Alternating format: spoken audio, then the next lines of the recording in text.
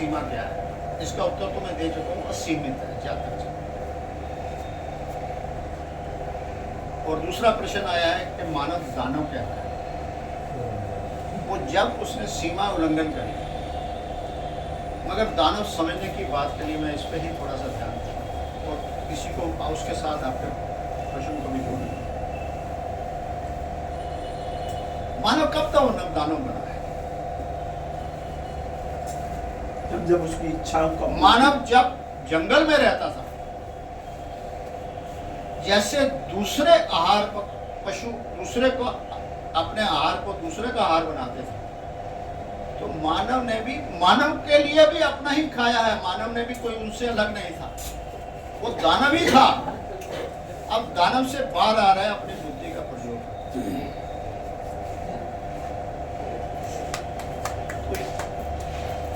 हमारी संस्कृति में देव और दानव लोग, तो दानव तो था ही, अब देव के ऊपर जा रहा है। और हमें एक और भ्रम दिया गया है, सतयुग, त्रेता युग, द्वापर युग और कलयुग। सतयुग उस बच्चे की अवस्था है जिसमें भोला भाला है, जिसे समझ नहीं है, बुद्धि का विकास नहीं है, अबोध है। वो हंसता भी है, रोता भी है, अपने आप चलता भी है, मगर फिर सहज हो जाता है, किसी से ईर्ष्या द्वेष नहीं। वो बचपन की अवस्था जो है वो सतयुग है। हम सभी उससे बाहर आ गए, हमने उसे किसी जगह पे जोड़ा। सतयुग सिर्फ और सिर्फ बाल्य अवस्था है, शिशु अवस्था है, वो कुछ क्रिएशन नहीं कर सकती, इसलिए सतयुग में कुछ क्रिएशन हो ही नहीं सकता। पहले 7 साल कहां से आए, इसके भी करने के बाद मैं इस पर थोड़ा सा देखता हूं कि जब स्त्री और पुरुष का शारीरिक मिलन होता है, तो उसके 40 दिन के अंदर एक चेतना जो है महिला के गर्भ में आके स्वयं संदेश देती है कि मैं इस ग्रह को अपना निवास बना लिया, इस गर्भ को मैंने ग्रह बनाया। 40 दिन से 1.25 महीने, और वही चेतना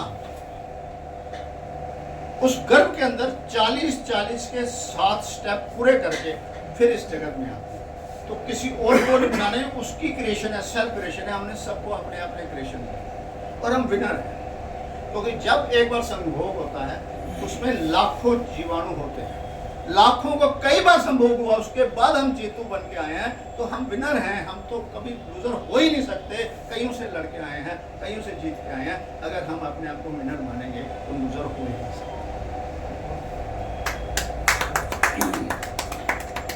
और यही साथ का जो पहले 7 साल बच्चा जो है सतयुग की अवस्था में रहता है, अडॉप्ट करता है। वो जिस परिवेश में आया है, खान पान, रहन, भाषा, भूषा, सब उसको उसी के अंदर ही मिलता है। ये 7 वहां से आए हैं। 7 जन्म और कोई नहीं है, ये 7 पड़ाव हैं, और जीवन के अंदर ही 7 पड़ाव हैं। हमने रेनबो के 7 रंग देख लिए, हमने 7 सुर मान लिए, 7 अजूबे मान लिए, 7 जन्म मान लिए, 7 फेरे मान लिए, 7 पुश्ते मान लिए।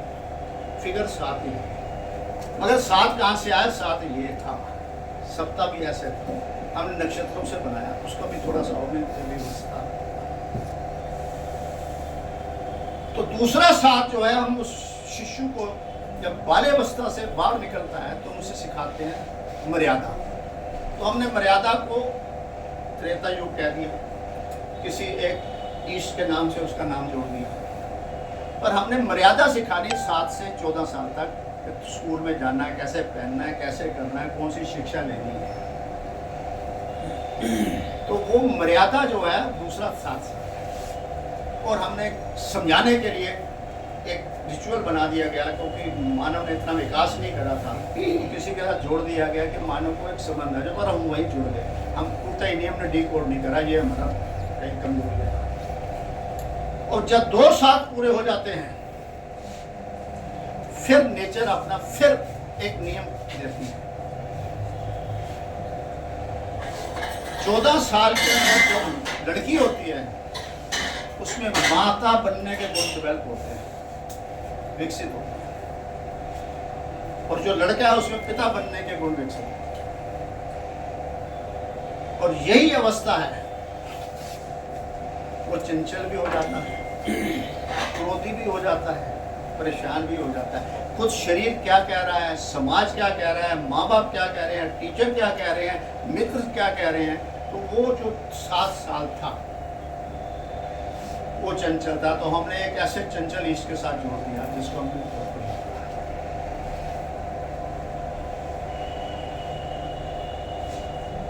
वो जब 21 साल हो जाते हैं, 3 साल पूरे हो जाते हैं, तो वो बच्चा जो पूरा युवा बन जाता है, फिर वो स्वयं का स्वामी बन जाता है, अपने जीवन के अच्छे बुरे का ज्ञान होना शुरू होता है। वो उतनी ही बात माता पिता की मानता है जितनी उसे माननी है, इससे ज्यादा मानता नहीं। करता वही है जो उसे करना है, मगर झूठ इसलिए बोलता है कि समाज ने कुछ बंदिश लगा है। हम सभी उसी पे बात करें। तो हमने उस अवस्था को कलयुग करा के ये सब अपनी अपनी करता है। तो कोई और ये अवस्था है, कोई युग दूसरे नहीं है। और ये 28 साल के अंदर आज समय वर्तमान में वो कहता है मुझे परिवार बनाना है, नौकरी करनी है, बिजनेस करना है, अपने परिवार को किसके साथ रहना है, कैसे जाना है और अपने परिवार को कितना बढ़ाना है। ये कल युगी ही निर्णय लेता है और कल युग से बेहतर कोई युग हो नहीं सकता। पहले 3 युग तो अनजाने में है, सीखने में, और कल युग ही सबसे बेहतर है। और इसी को गाली निकाल रहे हैं, और गाली निकालने वाले को दूर हो जाओ, स्वयं से बात करो कि आप कल युग में सबसे बेहतर युग में जी रहे हैं। क्या बेहतरी है सर? क्या बेहतर? जो चाहो वो कर रहे हो अपने भीतर की बुद्धि से। जो मैंने स्वयं पे आस्था रख के स्वयं से ईमानदारी करके काम करा, उसे मुझे कभी कष्ट नहीं होगा। हम अपने व्यक्तिगत जीवन से देखें, ये कल युग है। मगर जब मैं इस यहाँ पर दीदेवार शब्द को भी जोड़ता हूँ जो आपको समझने में आसान है। सृष्टि ने मानव के चेहरे पर 2 दीदे लगाए हैं जिसको हम आंखें कहते हैं। और ये दीदे जिस चेहरे पे लगे हैं उसके दीदार करने में क्षमता इनकी नहीं है। ये उसके दीदार नहीं कर सकते, ये उसके दीदार नहीं कर सकते, आपस में भी एक दूसरे के दीदार नहीं कर सकते। सब ने कहा है कि तू अपने अंदर है, तेरे सब कुछ है, तू अंदर का। मगर मानव ने इन दीदों के जिसका किया दीदार, मानव ने उसे ही बना लिया अपने जीवन का आधार। इसलिए कष्ट में ही है। जो करे अपने दीदार वो है दीदेवार, वो है दीदेवार। तो यहाँ पर हमें दीदेवार बनना है, स्वयं का स्वामी। मुझे क्या पढ़ना है, क्या खेलना है। अगर मैं अपने हिसाब से चलता हूँ तो मैं कामयाबी लेता हूँ। मगर जब मुझ पर समाज हावी हो जाता है, जब पिता हावी हो या समाज किसी वजह से, तो मेरा पूरा निर्णय उस पर नहीं जाता। इसलिए मैं कष्ट और कश्मकश में हूँ। तो आज इसी बात को समझाया जाता है कि इस उम्र के अंदर माँ बाप मित्र बने, ना माँ बने लड़की की, ना बाप बने बेटे का, माँ सहेली बने और पिता दोस्त बने। ये है कलयुग के अंदर, ये चारों युग का संगम है। आज हम सब संगम युग में बैठे हैं। ये इन सब का संगम जो है वो है मित्रता। और संगम कहाँ होता है? संगम एक ही जगह होता है, दूसरी जगह हो नहीं सकता।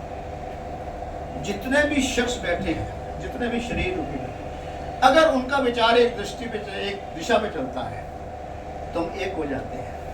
ये एक ही संगम है। हम किसी धर्म स्थान में जाते हैं, उसमें जाने वाले की आस्था उस धर्म स्थान पे है, तो इसलिए वो समय संगम युग है। हम क्रिमेशन ग्राउंड में जाते हैं, उस समय सबका विचार एक जैसा हो जाता है। तो विचार जो है एक होने से संगम बनता है।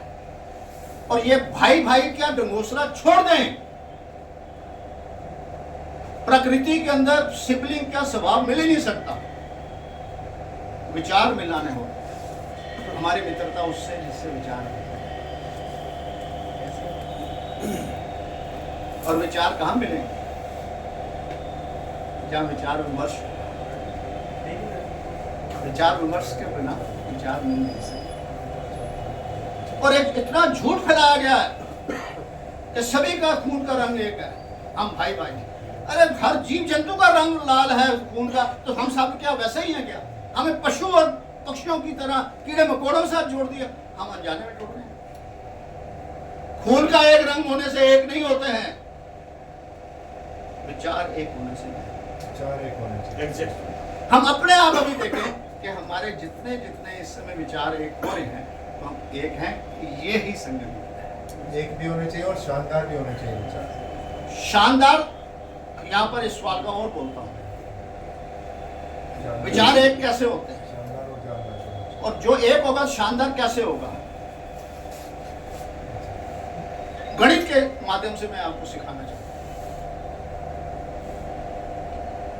एक प्रश्न दिया गया, एक ही प्रश्न दिया गया और हल होके आया 40 बच्चों का।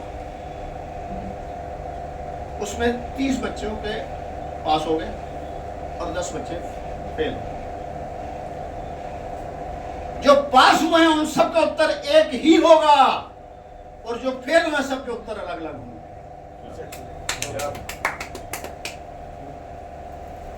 तो विचार एक ही शानदार है, विचार की एकता ही शानदार है। एक नेकता में एकता है, और जब हम एक पे चले जाएंगे, विचार भिन्न हो जाएंगे, तो ये एकता अनेकता में बदलेगी। और यहां पर शरीर की बात करते हैं। कोई भी चीज कभी भी दीदेवार जीवन ज्योति के अंदर किसी धर्म जाति ग्रंथ का नाम नहीं लिया, सिर्फ और सिर्फ शरीर का, मानव शरीर का और अंक गणित का नाम लिया जाता है। शब्द उच्चारण किए जा रहे हैं, अंक से बात 7 पे गए, 40 आया। और शरीर को देखें, अगर हम शरीर को देख लेंगे तो हमारे में भिन्नता आ ही नहीं सकती, ईर्ष्या द्वेष नफरत कभी आ ही नहीं सकती। अपने आप से पूछें कि हमें ईर्ष्या द्वेष नफरत प्रतिस्पर्धा किससे है? हाथी से है, घोड़े से है, सांप से है या मानव से है? मानव से। तो वो मानव अपने आप को मैं कहता है, मैं अपने आप को मैं कहता हूं। इस मैं की अगर हम पहचान कर लेंगे, तेरा मैं का मैं आदर करूं, मेरे मैं का तू आदर करेगा, ये मैं जब हम बन जाते हैं तो ये सृष्टि का जो समाज का है ये नियम है, ईर्ष्या द्वेष स्वार्थ। इसको कैसे करते हैं? हम सभी अपने आप को मैं कहने को, मेरे मैं में, मेरे शरीर के मैं में 2 आंखें हैं, 2 आंखें अलग अलग होते हुए एक ही दृश्य देखते हैं, 2 दृश्य नहीं। कितनी अनजान है आपस में, फिर एकता है। हम आंखों से क्या देखते हैं? एक ही दृश्य देखने के बाद भी विचारों में भिन्नता है। तो भिन्नता कहां है? विचारों में है। 4 औरत खड़ी हैं, एक को मैंने मां कहा, एक को बहन कहा, एक को पत्नी कहा और एक को बेटी कहा। औरतें 4 है ना, पूर्ण रूप से 4 हो, मगर मेरे विचार उनको देखने में बदल जाते हैं कि मैं किस विचार से उसे देखता हूं। अपनी मां बहन को तो मैं मां बहन की तरह देखता हूं, पर दूसरे 4 औरतों को औरत की तरह देखता हूं। अगर विचार ऐसे कर ले तो हमारे में तो समझ हमें विचारों में चाहिए। कहां है अपोजिट डायरेक्शन में? कहीं पर भी अपोजिट है, एक नॉर्थ में एक साउथ में, कोई मेल नहीं है, पर ध्वनि एक ही सुनेंगे। कितना मेल है, कितना संयोग है, कितनी आस्था एक दूसरे के प्रति समर्पण है।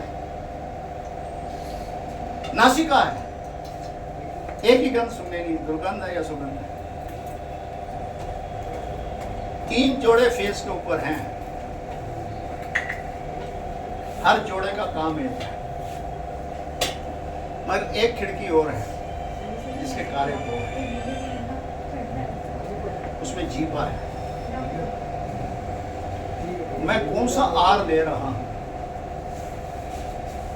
वो मुझे इतनी ईमानदारी से बोल रहा है कि मेरी जीवा ने कभी भी मुझसे झूठ नहीं बोला। खट्टा खाया तो खट्टा मिला, मीठा खाया तो मीठा मिला, कड़वा जैसा भी मैंने लिया उसने मुझे वैसा ही स्वाद बताया। मेरी जीवा ने मुझे कभी झूठ नहीं बोला। मैं इस जीवा से जब मैं विचार प्रकट करता हूँ तो मैं झूठ बोल देता हूँ। अगर मैं जीवा से ये सीख लूँ कि जीवा ने मुझसे झूठ नहीं बोला, मैं अपने इस जीवा से कभी झूठ नहीं बोलूंगा, तो क्या बाकी रहेगा? हमें कहीं दूर जाने की जरूरत है? कोई ऐसा धार्मिक स्थान चाहिए, कोई ग्रंथ चाहिए? मेरा शरीर तो मुझे बता रहा, 2 टांगें दे रखी, कोई सा भी टांग में पहले उठा लूं, बाएं उठा लूं, दाएं उठा लूं, मगर दूसरी टांग उसी दिशा में चलेगी बाई ओर से, तब मैं मंजिल तक पहुंचूं। वो आपस में अगर उल्टा चलेंगे तो मैं रुक जाऊंगा आगे।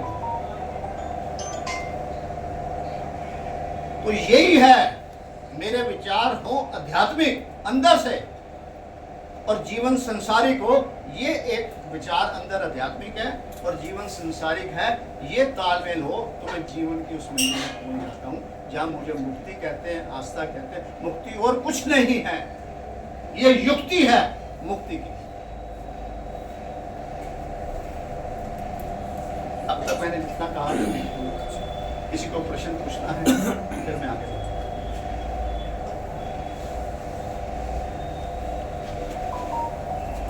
भक्ति भी हो गई, युक्ति भी हो गई। भक्ति क्या है?